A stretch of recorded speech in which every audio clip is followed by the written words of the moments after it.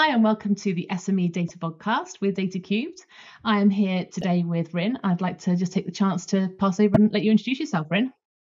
Oh, hi. So I'm Rin. I'm the founder of Rin, Hambro & Co. We are a copywriting agency based in Bristol. And data is important. So I'm quite excited about talking about all this stuff. Excellent. We're really excited to talk to you today. And thank you for your time and sharing your thoughts with us. So just to sort of get straight into it, really, I'd like to be sort of asking what the biggest challenges you think that you have around data in your business. There's kind of two different ways to look at it from our perspective. Obviously, as an agency, as any business, data is important to us, but then also it's quite important to our clients. And I think that the world is becoming increasingly data driven, and people want data about all sorts of things. So I guess for our clients, the biggest challenges for us with our clients is one is access to their data. So it's kind of tricky to know, they might be looking at their Google Analytics. Are we going to get a log into their Google Analytics, or are we going to ask them to report back to us? How can we work out, the benchmarking, is the blogging service we're providing actually leading to the results they're looking for? So kind of how to access that data, and then also how it fits together, because there's a lot, I've done so much reading about attribution modeling, and it's just really tricky to kind of work out the different factors that come into play. It's often not as simple as this thing led to that thing. So kind of working out how to measure stuff is quite a challenge.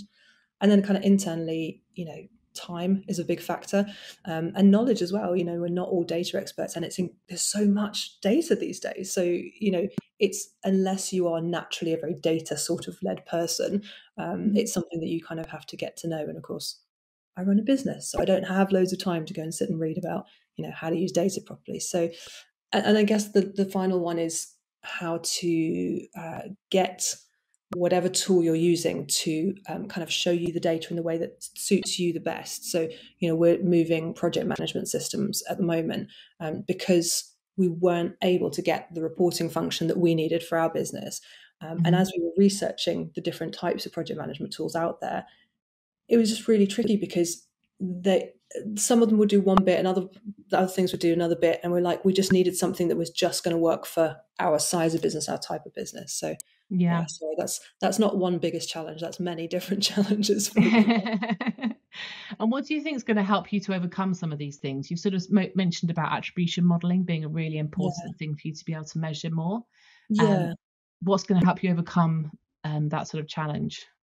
So one thing is pure capacity. So we've grown quite a lot this year, and we now have like a marketing manager in place, because I think I just realized that I kept thinking, oh yeah, I'm going to look into that, I'm going to look into it. And the reality is I don't have the time between all the other things I'm doing. So having somebody who can actually spend that little bit more time looking into best practice, looking into the tools that are available, looking into the types of data we want to measure, and kind of narrowing it down a bit. Because I think that's the thing. You can do anything with data, but it's like, what do I actually need to know today? What's the most important thing I can know? What's the most important thing I should be tracking? Because otherwise I could end up tracking a million different things, and actually it's not making an impact on my business. And I don't believe in numbers for the sake of numbers. I want information that's actually going to link to something. So like talking to Tess, our marketing manager, she was talking to me this morning about how she's going to start using campaign URLs to track all of our content going out on Google Analytics. Great. I know we should be doing that. Have I had the chance to start doing it? No, I haven't, because it takes that time. And I guess as well, if you're doing internal stuff, it sort of falls down the to-do list, doesn't it? Because you're too busy focusing on the clients and the team and all that sort of thing. Yeah, definitely. So you think that sort of data is kind of changing your business, the way that you look at it? Yes, I think it is. I think that, the business started 5 years ago. It was just me. There's 9 of us now. So just the way that the business itself has grown and changed, you can't just rely on, what do I know? It's all in my head sort of thing. And, everything's linked because it's all in the same brain. And then you start getting more people, and suddenly you've got different people bringing different aspects together. And you've got to have that more unified approach. So I think then data becomes much more important. And I think, like, a specific example for me recently it used to be me. I was doing all the account management. Then I got an account manager. Great. So we were sort of sharing it between us. But it was very much like, oh, we've got a new client. Oh, do you want to lead on this? Yeah. No. Okay. Great. Now there's 4 of us doing account management. I mean, obviously I don't do nearly as much anymore. But so you've got the 3 account managers and me. And then a client comes in and you think, okay, well, who should have it? So we need access to, well, who's got how many clients? And it's not as simple as how many clients, because one client might be having 2 posts a month. One might have 8 clients posts a month. Another one might be actually quite difficult to service. It's quite complex. Another one's much easier.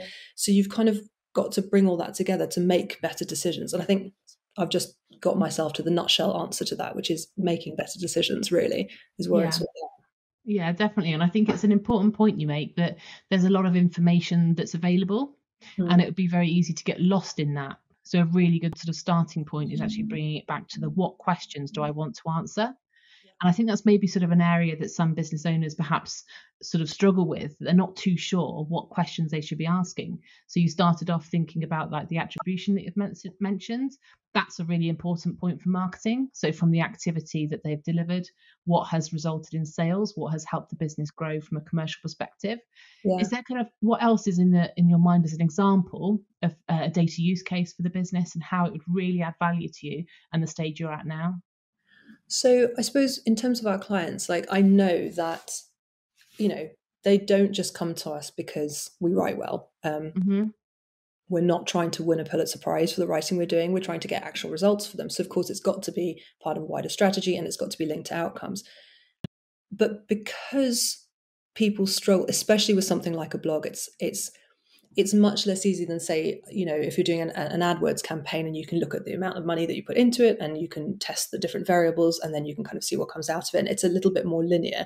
I know it's not as simple as that, but it is that little bit more linear than something where maybe you are blogging to kind of establish that expertise and get that brand awareness.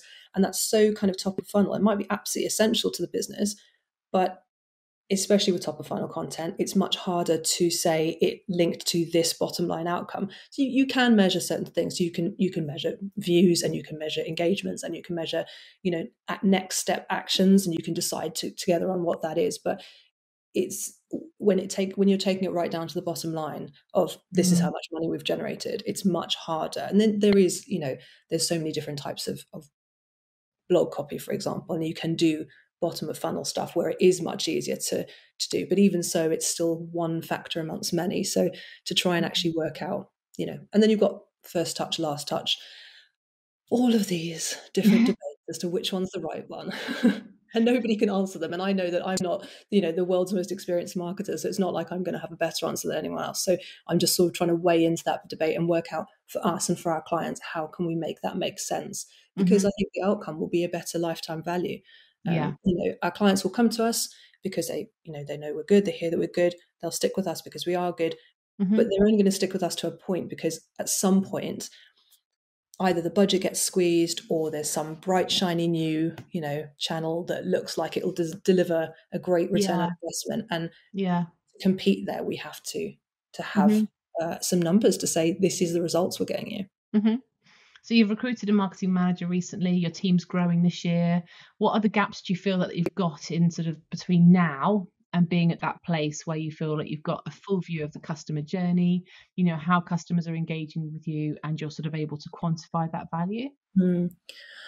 I'd love to spend some more time doing some research. I'm a bit of a nerd. I'd love to get my head just to know in first of all what people are already doing. I think a good starting point is, what are people already doing? What are the best practices that are sort of out there? Kind of really deep dive into it, and not the fluffy top level stuff that you get a lot of the time, but really dive into to people who've done the research, and then go, okay, what are the gaps that are still there? What do I still want to know? And then do more research, but actually start to go to the kind of end user and go, okay, so how do you engage with blogs, and what is your experience? And kind of just ask questions, ask more and more and more questions until you've got something interesting to go with. So being curious. So what questions would you start with then? Do you have a feel of what they are? God, now we're going off school. I don't really know. It's almost like I'm helping you to get started. Yeah. I think this is an issue with data generally, like as a topic for a lot of like non-data people, is that you almost don't know what to ask because you don't know what you don't know, right? So Mm, I suppose that's where my thinking would be to start with, well, let's get to grips with what's already there, with what mm, people are already doing and what exists already. And from there, I guess I would be able to start identifying, well, what am I still wanting to know? What's yeah, lacking, you know? yeah. It's so Because you don't yeah, want to reinvent the wheel each time, do you? no, and I think it gives you a good understanding of what, I think it comes back to your business goals as well. Knowing what you want to achieve within the next 3, 6, 9, 12 months, Mm. and thinking, okay, so what data have we got already that's going to answer those questions, and therefore what are the gaps? So we can either start collecting it, so we know in that time frame how we've performed against it, or we can start to understand how we can improve it. And Okay. I think this is the thing because I was thinking about one of the questions you sort of sent through was around kind of lessons learned so far, and Mm, I think one of the things is just to start somewhere yeah.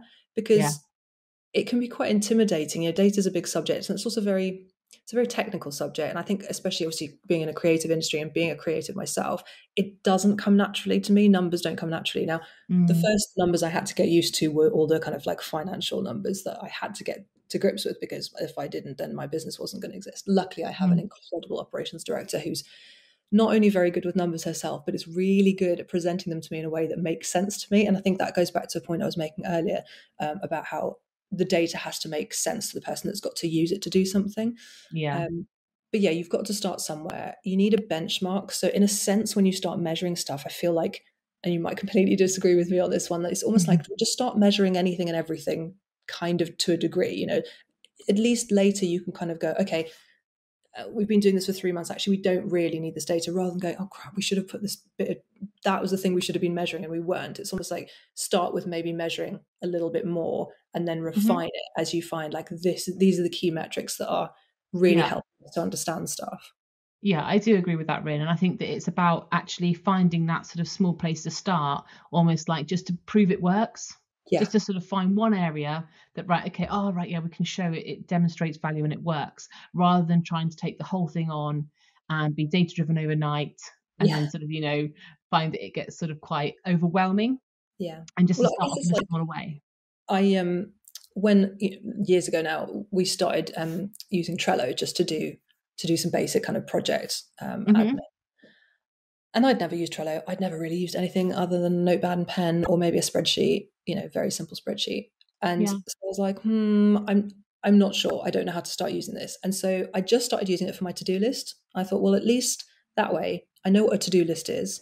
Um, I know how the concept of a to-do list is quite easy. So all I need to do now is to work out how to do this in this piece of software, which Hmm. I did. I got comfortable with it. I started finding the different ways that things were happening. And I went, oh, great. And now I can start to, look at that and how it works across the company. And obviously evolving since then, of course. But Yeah. yeah, starting somewhere and also just realizing that as things change, it's not static. It's not like, oh, here's our data solution. That's it. And it's going to stay there forever. Hmm. Absolutely. I can see there's like great appetite and ambition there for data within your business. I'm just wondering what you kind of see as the key opportunities or what you want to get out of it, apart from the obvious of more money, but kind of, how do you see that working for you? But yeah, I think definitely, I think I mentioned better decisions. I think that's a key thing. Mm, I'm very much a gut instinct sort of a person, and I kind of go, oh, I think this is about right. And, most of the time I'm pretty much there. But I think the it's kind of like, if you're going from here to here and you're this much off, it's not going to make a difference. But if you're going miles, even if you're that much off, it's going to make a big difference. So the bigger our business gets and the bigger budgets of clients we're dealing with and the bigger projects we're doing, we can't really afford to make little mistakes because even little mistakes are going to be magnified. hmm. So I think that's probably a key thing for me is to make better decisions that are not just based on my gut, but are based on something tangible. Yeah. Um, and then I guess the other potential that the most potential there is yeah, as I said, to add increasing amounts of value to our clients who themselves might not really know how to use data in their business properly, or they might Mm, understand data in a particular area but maybe not in the marketing space. So hmm. if we can become experts in marketing data, then we can add that value so that rather than them having to be experts, that's something that we bring to the table alongside our account management and being able to interview their experts and being able to write well and all the other things that we bring at the moment, we can add that extra layer of helping them interpret their data and then use that to feed back into the strategy. And it's a win-win because for example, their blog is performing better. They're happy. They're getting more leads. We're happy because they're going to stay with us longer. And it's just win-win. Yeah, definitely. And what would you say your key things are for distinguishing between sort of internal data and external? Because obviously you've got your internal as a business, how I need to improve my efficiency, productivity, revenue, profit, or compared to customers where they want to sort of see how their content is performing. How do you see any sort of other key differences around those? Around how you want to, what the importance you place on either of them? Yeah. I mean, it's tricky because we're a small business, often operating with businesses much bigger than us. So in a sense, we can't view, as a small business, we only have a certain capacity and a certain budget that we can assign to this stuff. But by increasing and improving our knowledge, we can advise on what they can be doing with the budgets and the people that they have. So it's a funny one because in a sense, we almost can't be as good as we'd want to be because of our size, but our knowledge is more for those bigger size businesses that we work with. Does that make sense? It does, yeah. Yeah, no, it does. Yeah, I think that's right. And I think that maybe that's a point of becoming sort of differentiating yourself competitively, because obviously as a smaller business, sometimes it is difficult to sort of stand up and be the company you want to be at that sort of younger stage. And getting there, I think that this is kind of one of the tools that can be used in order to achieve that, and also to be taken seriously and to show that there's science behind your decisions and the rationales that you're making, and it's not just gut feel, because there's more to it than that. And that also helps them to listen, understand, and to get their engagement on it and buy in. And I think especially in something like marketing, and especially in the sort of fields that we often work with, and we work with what we call expert-led businesses, and that's where their sort of their knowledge and experience is what they're selling, rather than, I mean, they might be selling a product or SaaS or a service, but it's their knowledge and skill that's what they're selling. So we help them to showcase their expertise through, for example, their blog. So we might be working with tech companies or data companies or developers or people like that. And they may well, or certainly key stakeholders in their business may well see marketing as quite fluffy. So there's the natural tendency for more complex technical businesses to see marketing as fluffy. So that makes it even more important that we can bring some data, because then we're talking the same language. And also, I hate to say it, as a company of majority women, there again can be that sense of, well, it's fluffy, it's nice, it's warm, but it's a nice to have. That's not really what we need. Actually, we need the kind of the harder, manly stuff. So I feel, can't argue with the numbers. right. So I feel a particular sort of, as a female-led business, I do feel a particular sort of pressure to actually have some numbers to back up what we know, but aren't necessarily listened to in the same way. Yeah, sure. And so how would you say your reliance on data has changed? Sort of, I'm not sure when that sort of started for you, but it sort of changed in the last sort of 6-12 months, it feels. Yeah. So, I mean, I think, as I said, when it was just me at the start, everything was in my head. So, the data was all in the same place. It was fine. As we've got bigger, there has been a need to be smarter with things, and to, I mean, we started 2021 with 5 of us, and we're now 9. Excuse me. So we've had quite a big shift in this last year. Also being remote, I think, as well. So there's less of that kind of natural data flow of people chatting. So we're having to kind of record things. And as I say, things like efficiency, going, okay, well, we have this account manager working this amount of hours and that account manager working that amount of hours. How many clients can they handle? Let's look at it. Let's, look at the project flow and see where the bottlenecks happen. Let's be realistic, rather than thinking, oh, you could probably take on another client. It's like, actually, let's look at the hours and see what, and also because people are different. So, you have to start measuring. I, for example, am a very, very fast writer. And I remember quite early on having to have a conversation with one of my writers where they had to sort of bring me up on this and say, when you say that this is going to take a day, it's not. It's going to take 3 days. I'm like, oh yeah, okay, it'll take me a day, but fair enough. And so it's those sorts of things. It's being able to measure, on average, how long does a writer take to, those, granular detail. It sounds quite picky, but actually I think it will help us going forward to just be that bit more efficient. Mm. Yeah. Yeah. And how do you think that you find the culture changing? Obviously, it's maybe a bit of a shift for some people, and the tech bits that we've spoken about, the tools that are available to help you do that. That's kind of just the start of it. What are your feelings around culture? Yeah, do you know, that's a really interesting question actually, because I feel like, certainly for us, like I've always valued culture. It's been so important to me. So I've said this so many different places, but I started my business. I was a single mum. I had 9-month-old twins. I had to work very flexibly to fit work around my lifestyle. And so that sort of became quite an important point. So we've got a few parents in the group, but also people who've maybe got health struggles, or they've got a side hustle, or they've got something else going on, so that work is a place where people can show up, be authentic, be valued for who they are. All of these things, that's all really, really important for me. Hmm. As a result, to start going, exactly how many clients can you fit into your days? Like, it could come across feeling like, oh, suddenly you're in a machine and we're going to measure everything. So, like, I'm Hmm. trying to be very, very careful that, I don't bring it in that way. And that Mm. and the way that we're using data is all about making life better for our clients, making life better for the team, making sure everyone's looked after. So it's like, I think you have to approach data with the same understanding of your culture as you approach anything else. Hmm.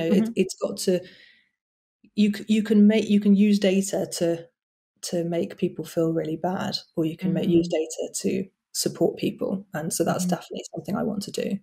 Yeah, that's really interesting coming at it from an angle where you are actually genuinely wanting to make sure that they are supported in their role. Do you think that's reciprocated? Do they feel that? I hope so.